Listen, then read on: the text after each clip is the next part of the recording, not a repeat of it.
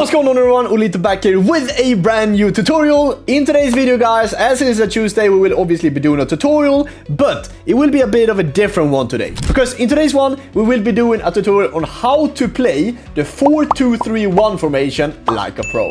Yes, I will be showing my tactics, yes, I will be showing the roles that I have on the players and the team, but also obviously how you play basically the 4-2-3-1 in build-up, but also how you create chances and defend with it. But before we jump into today's video, don't forget to subscribe, as I see that basically half of you guys, 50%, are not subscribing to the channel. I would appreciate that a lot. And also don't forget to like the video before we jump right into it, as we will be doing right now. Let's go. Okay, so starting off with the team, we are on our Team of the Season Road to Glory account, and we managed to play 6 weeks on and already getting this insane team. Obviously, fullbacks, you want them to be pretty decent on the ball. I have Gusto and Nuno Mendes here in the background. Quicker center backs will be Romero and Ibanez, also very, very needed. CDMs, an important playstyle that I think your CDMs at least should have in white should be the ping pass. And I have Modric and Onera SPC. He manages to have incisive and pinged in goal, which is fantastic. On the other hand, we have Kanté, who also manages to have pinged in gold and unfortunately no incisive. But still, that ping is going to help you create chances, and I will explain why later. And then jumping into the cam, then is going to be Cole Palmer. The most important playstyle for him in this position, for the cam, you need to look for a player that manages to have incisive, minimum in silver. Obviously, Cole Palmer manages to have it in gold, which is fantastic. That's what we're looking for. Wingers just need to have good speed boost and be pretty rapid, so you can try to reach the corner flags as much as I possibly can. For me, I play with Lauren James and Barcola. Also helps that both of them manages to have the finesse shot. That will help a lot inside the box when you're getting outside the box and the wingers are going into kind of the box. It's important to have that kind of finesse shot playstyle to be able to finesse from inside the box. Lauren James, finesse shot in goal and low driven, also manages to have rapid, which helps the speed boost. Barcola on the other hand doesn't have a rapid in gold, but he manages to have it in white, quick step in gold, and then finesse also in gold, which is fantastic. Then for the striker, I decided to go with a pure finisher because I think that's super important to have in the 4-2-3-1 formation. So I went with Retegi this time, that manages to have finesse and low driven in gold.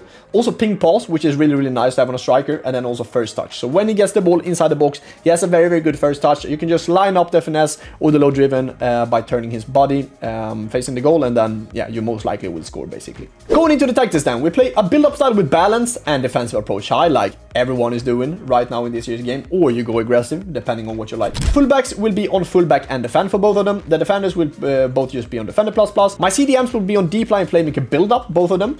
The thing I would advise you guys to always do though is to find CDMs that managers have deep line playmaker build-up in plus plus, because that will help you guys loads. Because deep line playmaker in +1 can make the CDMs make weird runs sometimes and can make you lose the ball in build-up, which we don't really want. So yeah, I would advise you guys to go with the CDMs that has the deep line playmaker build-up in plus plus, or you put that kind of Evo that you got from the last season pass on one of your CDMs, so they at least have plus plus with that CDM deep line playmaker role. Left mid and right mid will both of them be on inside forward balanced. I know a lot of people play with attack on, but I think balance is working very, very well for me here. Shadow striker will Cole Palmer be on. Why will he be on shadow striker? Basically because I want him to make these kind of threatening runs into the box. Yes, you can play him on playmaker. He only had playmaker on +1, so I decided this time to go for shadow striker. My bad.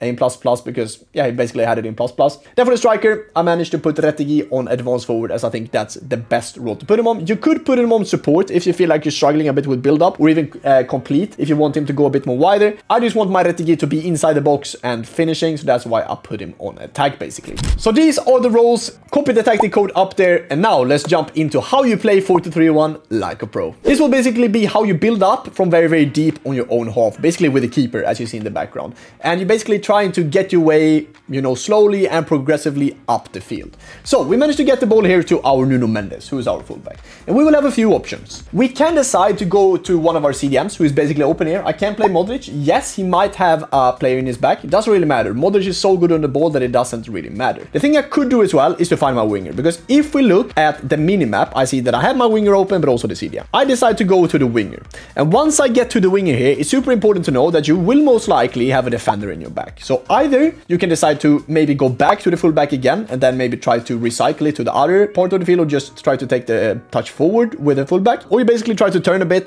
do a bit of left stick. Yes, if the gameplay is bad, you shouldn't. The thing I could do, I could find Palmer with a first time pass here, and it's important that I press L1 and X towards Palmer, because then Barcola will make that run in behind on the wing, and then we have that kind of threatening run run going forward. Yes, I take a fantastic touch now away from Collier.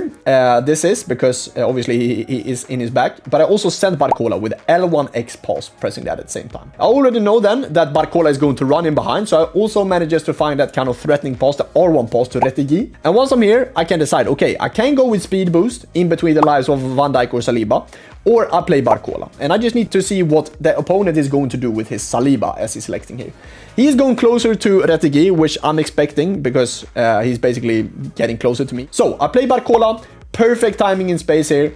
Here again, I should have just finessed it with Barcola far corner and I would have scored. Decided to make it a bit too complicated for myself. But once I get here, this is what I was talking about with the finesse shot plus. If you just manage to shoot this far post with Barcola, with a finesse shot plus playstyle, this will go in 10 out of 10 times. That was a perfect way of how to build up using the wingers, also helping out with the CDMs and cams, and basically get yourself onto the opponent's half of the pitch, and then suddenly you will get chances like this.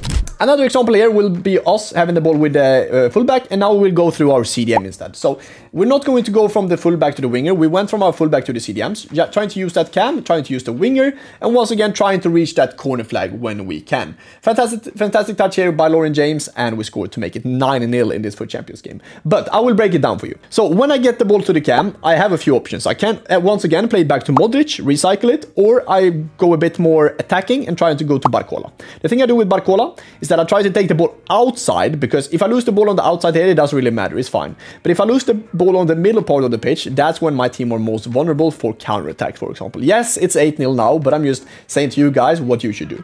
You should always try to take the ball to the wing to protect the ball. The thing I also did with Palmer that you might have not realized is that he's having his arm forward, which means that he's making that run in behind, because I did L1X pass that manages to basically pass the ball away, but also is making a run after the pass. After that, I do a play lock to Retegi, because I wanted to play Retegi to be able to play Palmer with the first time throw ball in behind. I basically see that I don't really get the ball quick enough to be able to play Palmer, because he's already offside here, and this is just when I managed to get the ball. I also know that Retegi manages to have the first touch in goal, which is super important. So I take the ball here, I press L1 towards Lauren James, I play her, and the most important thing here, guys, that I think 99% of you guys are not doing, that basically a lot of pros are doing, we're taking the touch forward in between the space of Van Dijk and Saliba. And once I get here, I take a perfect touch. He's a bit too late on the switch with Saliba. I have finesse shot plus, like I talked about with the wingers, being inside the box, green timed into the back of the net, and we score to make it 9-0 in this game. So this will be a clip of how you basically press a bit in the 4-2-3-1, but also how after I press, how I try to go forward pretty quickly with this formation. So once again, my opponent has the ball here. Very, very important is that I know that he is playing a formation with wingers. So you automatically see me grabbing Lauren James here, trying to cut off that pass from his fullback to his winger. So once he goes inside here, he doesn't really have a lot of options. Yes, the only option he really has is to go forward is to play his winger now. But at the same time, I'm doing second man press with Lauren James, trying to get closer to Rice, and then I'm trying to cut off a bit here with Kanté. Once I feel like I'm close enough, then I'm trying to go in for the tackle. Yes, I missed the tackle, but we put him in an uncomfortable position for him to basically play out of press, which he clearly couldn't do. The press was good. After that, I managed to find a really, really good pass to Cole Palmer. I know that Modric, on the other hand, has ping pass, which means that his R1 passes are traveling at a much higher and more accurate speed of the ball. Manages to find my Barcola. Once again here then, because we're playing with wingers obviously, we want to find that gap in between now the fullback and the center back. So I'm trying to take that space in between. I already see that he's stepping out a bit with Kunde. Once I get the ball here with Retegi, because he has first touch, I want to take the ball away from Rudiger. I'm expecting Rudiger to get closer to me, running upside. The thing I do, I take the ball downside as well around him, using that R1 dribbling to perfection with Retegi. And once I'm here, yes, I'm choking the finish a bit, even though it's low driven. Milinkovic-Savic manages to make a great save. But in general, that was some good pressing and also some good attacking from our side. Unfortunately, we didn't convert the chance, but it was a very, very good way of how you put pressure, but also of how you create chances from going from the wing, then into the middle of the part of the pitch. And yes, this is basically going to be the last kind of sequence of ideal build-up and how you want to try to create chances with this formation. And I will basically explain everything right now. The thing I do, I fake the play lock here a bit with Lauren James. When Lauren James gets the ball, I also notice that he stepped his center back out of position very heavily. So I will be able to find my Retegi, because that Retegi with the attacking positioning would probably be around 90s, high 90s in that stat that they manages to have attacking positioning. So I go back to Kanté. What did I talk about before with the CDMs? I talked about them having pinged passing goal. And why do they need pinged passing goal? Basically, because of these first-time passes. When I get the ball to Kante, I already know Retegi will probably be onside, and I also know that his center-back is out of position, and I can just find him first touch. Here I find Retegi. I take the ball away from Kunde with some good left stick. Once I go here, now I'm leading with 3-0, so I'm just taking the piss a bit. But I managed to do a skill finish. Unfortunately, I couldn't score, but overall, this is how you attack. Try to attack the corner flag as much as you can. Try to do the Ollelito play, finding maybe the cam, or maybe even going from the wing into the CDM, then a first-time pass with pinged if you can. If you don't manage to have pinged on your plays, then you can still do a first-time pass. You won't be able to travel at the same kind of speed, but we managed to find Kante. Once again, ping pass, as you see, that's flashing up, finding Barcola, just taking the piss a bit. But obviously, that's basically how you attack with the 4-2-3-1 in this game. So guys, a bit going towards the defending part of it now, as we went through a bit of build-up and attack. Defending with the 4-2-3-1 will definitely be better than defending with a 4-4-1-1, for example, mainly because of the CDMs. And what is the difference between the CDMs and CMs in this game? The CDMs will be a bit deeper when the opponent is outside of the box. Now I will show you guys in this kind of example out here. So for example here, I know for example, I can't really cover off this Hullet. I maybe could switch to Cole Palmer, that's close to him now, but I'm understanding that I won't be quick enough. So you see how deep Modric is now. He's basically almost at the penalty spot. And with a 4-4-1-1, the thing that could help here is that Modric would have been maybe at the outside of the box here, around the circle outside the box, because he is basically a bit more higher up then, because he will probably be on box to box in the 4-4-1-1. Now Modric is CDM though, and this is helping a lot, because the CDMs are deeper inside the box, which will make it more compact, and obviously help you guys that are using and relying a lot of AI to be able to get these auto blocks inside the box. This guy was really solid though. And once he gets the ball to Graham Hansen, the only thing he has here, because Graham Hansen doesn't have finesse, is Modric. And I need to switch quicker here to my Ibanez and try to get closer to Modric to get the ball. The thing I'm doing though, I'm way too late with my switching, and I'm trying to get, I'm not even sure how I'm defending this, it's super poor. I need to switch it quicker to Ibanez. Then I would have gotten the ball, or basically tuck in Kante and Modric. That's a super important thing. You can use your CDMs to just kind of like cover off these lanes and try to tuck them in as much as you can. That will help you loads. The thing I'm doing though, I'm doing a bit more manual defending, and luckily I don't concede from this, because this was a good attack. I defended it a bit too poor in my opinion, and I had a few different options there where I could, as I said, either tuck in my CDMs or basically try to switch to one of my center backs quicker, and then try to basically defend from there. And for the last clip of the video, we'll basically show you how I turn my defense into attacking opportunity. So for example here, you see that this guy is playing a typical 4-2-1-3 formation. And how do you break this down then playing the 4-2-3-1 formation? Because I think personally the 4-2-3-1 counters the 4-2-1-3 pretty well.